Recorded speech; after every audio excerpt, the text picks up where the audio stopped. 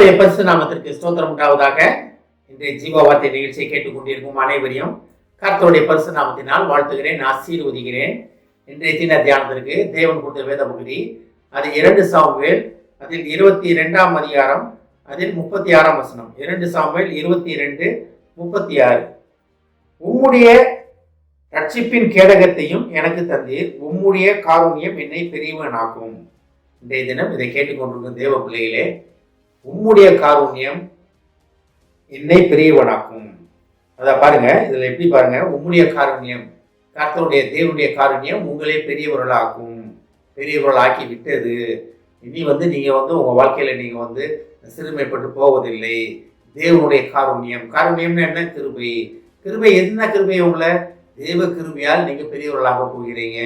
ஒருவேளை பண்ற தொழில நீங்க பெரியவராக ஆக போறீங்க, வேலை பார்க்கும் ஸ்தலத்துல நீங்க பெரியவர்களாக போறீங்க, படிக்கும் இடத்துல நீங்க பெரியவராக போறீங்க. இது அப்படின்னா தொழில் பெருக போகிறது. பெரியவனாகும்னா என்ன? நீங்க உடனே 8, 4 அடி 5 அடி இருக்கவங்க 8, 10 அடி வளர்ந்துட போறீங்களா? அதெல்லாம் கிடையாது. நீங்க பார்க்கிற வேலை, நீங்க இருக்கிற இடத்தில் நீங்க உங்கள் மதிப்பு, உங்கள் மரியாதை, உங்களோட காரியங்கள், உங்களுடைய தொழிலோட வருமானங்கள் அனைத்தும் பெருக போகிறது. உங்கள் உடல்நல குறைவுகள், உடல்நல என்ன குறைவுகள் இருந்தாலும் சரி, அதெல்லாம் சரியாக போகிறது. தேவ காருண்யம் உங்களை வழிநடத்த போகிறது. இன்றைய தினத்திலிருந்து அது ஆரம்பித்து விட்டது. உம்முடைய காருண்யம், தேவனுடைய காருண்யம், தேவனுடைய கிருபை உங்களை வழிநடத்த ஆரம்பித்து விட்டது. அதை மட்டும் உணர்ந்து அதுக்கு நன்றி சொல்வதற்காக கர்த்தர் நம்மளை அழைத்து கொண்டிருக்கிறார். தேவ கிருபை இல்லாமல், தேவனுடைய காருண்யம் இல்லாமல் நம்மளுக்கு ஒன்றுமே நடக்காது வாழ்க்கையில. நம்மளாம் தேவனால் அழைக்கப்பட்ட பிள்ளைகள், நம்ம தேவனால் அழைக்கப்பட்ட ஜனம், தேவனால் பேரிடப்பட்ட ஜனம். அதை புரிந்து கொள்ள வேண்டும். எதுக்காகனா, நம்மளை உலகத்துக்கு ஒளியாக, உலகத்துக்கு உப்பாக, உலகத்துக்கு கலங்கரை விளக்கமாக இருப்பதற்காக தேவன் நம்மளை அழைத்திருக்கிறார். நம்ம ஏதோ நம்மளோட அழைப்பின் நோக்கம் ஏதோ வந்தோம் போனால் நல்லா சாப்பிட்டோம், 3 வேளை நல்லா சாப்பிட்டோம், நல்ல வேலையில் இருந்தேன், ஒரு வீட்டுக்கு 2 வீடை வாங்கினேன், சந்தோஷமா இருந்தேன், அதுக்காக கிடையாது. அநேகரை கர்த்தரண்டை கொண்டு சேர்க்கும் பாத்திரமாக நீங்கள் அழைக்கப்பட்டு இருக்கிறீங்க. பிதாவின் வீட்டில் அநேக பாத்திரங்கள் உண்டு அப்படின்னு படிக்கிறோம். அப்பேற்பட்ட ஆசீர்வாதமான பாத்திரம், ரட்சிப்பின் பாத்திரமாக நீங்க இருக்க போறீங்க. அதுக்காகத்தான் தேவ காருண்யம் உங்களிடத்தில் பரிபூர்ணமாக இருந்து கொண்டிருக்கிறது. எப்படி உங்களுக்கு இதெல்லாம் நடந்துச்சுன்னு அநேகர் உங்கள்கிட்ட கேட்க போறாங்க. அப்பா, கர்த்தரோட நாமத்தை நீங்க சொல்ல போறீங்க.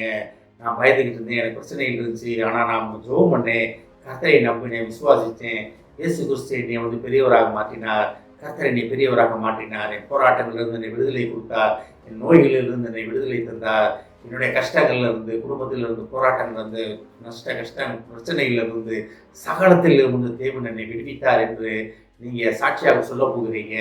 அதுக்காகத்தான் உம்முடைய காருண்யம் என்னை பெரியவனாகும். இதை பாருங்களேன், இதை எப்படி படிக்கலாம்?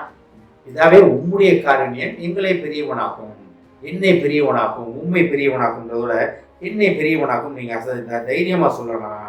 அப்போ கர்த்தர் நம்மளை பெரியவராக இருப்பதற்காக அழைத்திருக்கிறார். நம்ம மூலமாக உலகத்தை அசைக்கப்பட போவதற்காக அழைத்திருக்கிறார். இந்த அழைப்பின் நோக்கத்தை நம்ம புரிந்து கொண்டு அதில் நிலைத்து நிற்பதற்காக நாம் ஆயத்தமாவோம். ஜெபிப்போம்.